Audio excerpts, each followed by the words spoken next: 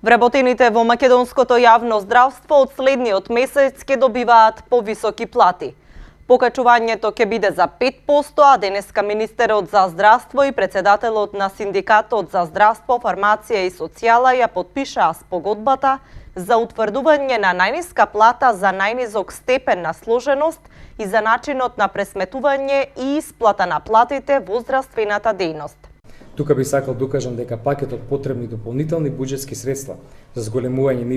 износот на најниската плата за сите 19.123 вработени во јавните здравствени установи во Република Македонија изнесува 469.935.384 денари на годишно ниво, односно 39.161.282 денари на месечно ниво.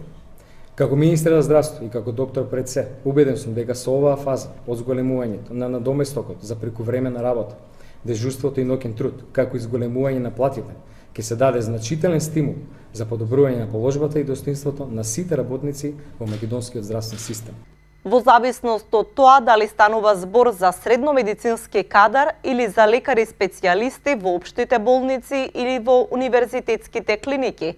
покачувањето ќе се движи од 1500 до 4500 денари дополнителни средства на сегашните примања, кои што ги земаат вработените во јавното здравство.